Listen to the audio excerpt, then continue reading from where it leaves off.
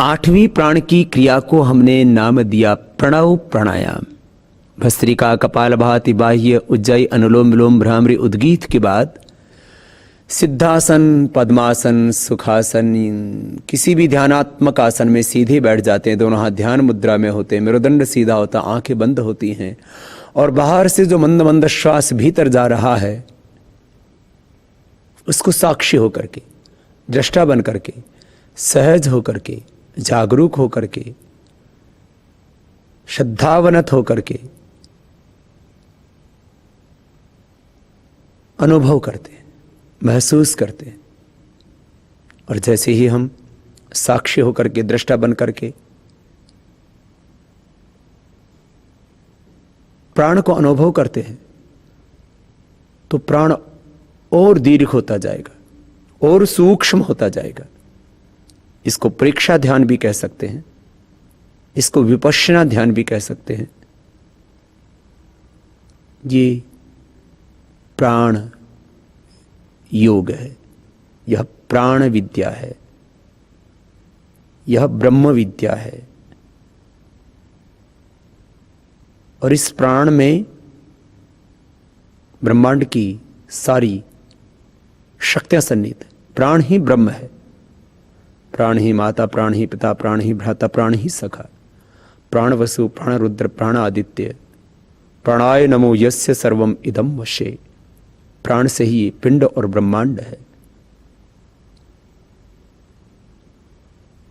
लंबा गहरा श्वास अपने आप जाता है अंदर जब साक्षी होकर देखते हैं।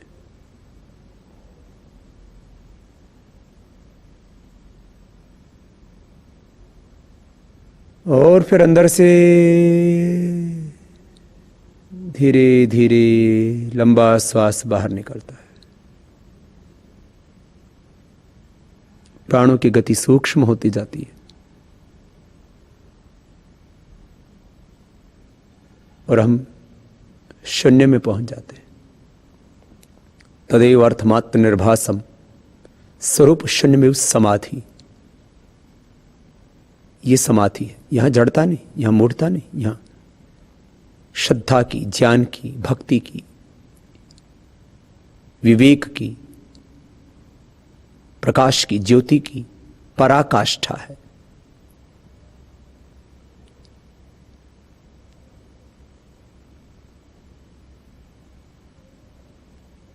संपूर्ण ब्रह्मांड के प्रति, ब्रह्म के प्रति कृतज्ञता का भाव हृदय में, और उस अनंत के साथ एकाकार हो जाते हैं, उसमें समाहित हो जाते हैं। यह प्रणव प्राणायाम,